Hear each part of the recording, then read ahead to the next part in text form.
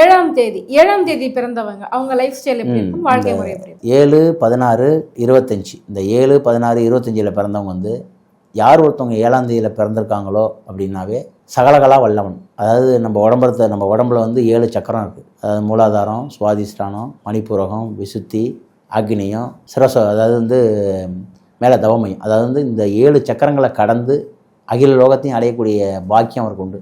சரிகம பதனிச, அதாவது சப்த சுரங்கள் 7. அதனால் அவங்களுடைய அண்ட சாரம் ஃபுல்லாக உடம்புல இருக்கும்.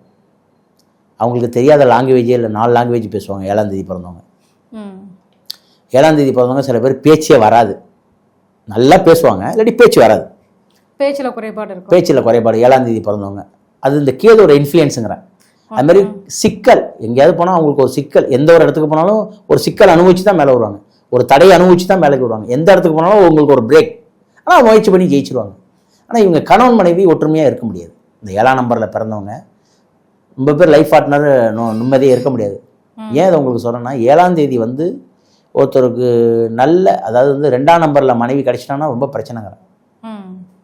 7ஆம் தேதியில் பிறந்தவங்க கேதோட இன்ஃப்ளூயன்ஸில் பிறந்தவங்க 7ஆம் தேதி 8ல் பிறந்தாங்க, 8லையோ இல்லை 9லையோ டேட் ஆஃப் பர்த்தில் மனைவி கிடச்சிட்டாங்கன்னா சூப்பராகிடும்.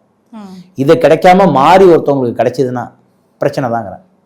ஆனால் இந்த 7ஆம் தேதி எல்லாத்துலேயும் சகலகலாக கெட்டிக்காரரு, எல்லாத்துலேயும் கெட்டிக்காரரு. ஆனால் இந்த கணவன் மனைவிங்கிற ஒற்றுமை வந்து ரொம்ப குறைவு. ஸோ அதனால் இந்த 7ஆம் நம்பர் வந்து இந்த கரெக்ஷனில் உண்டு பண்ணும். அதுக்கு அடுத்தது வந்து 16ஆம் நம்பர் வந்து நல்ல நம்பர். 16 பெற்று பெருவாழ்வு வாழ்வுன்னு சொல்லியிருக்காங்கல்ல.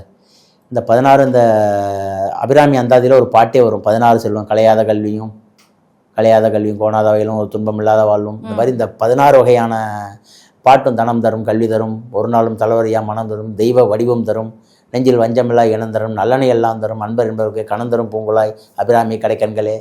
இதெல்லாம் வந்து இந்த அபிராமி அந்தாதியில் உள்ள பாட்டு. இந்த 16 செல்வங்களும் பெற்று 16 வகையான செல்வத்தை அடைவாங்க 16ஆம் தேதி. ரெண்டாவது, இவங்களுக்கு இந்த இதில் ஆண்களோ பெண்களோ 16ஆம் தேதி பிறந்துட்டாங்கன்னா செல்வம் பொருள் எல்லாம் கிடைக்கும், கணவன் மனைவி ஒற்றுமையெல்லாம் நல்லா இருப்பாங்க. ஆனால் இவங்கள்ட்ட ஒரே ஒரு என்னென்னா ஹெல்த்தை மட்டும் பார்த்துக்கணும்.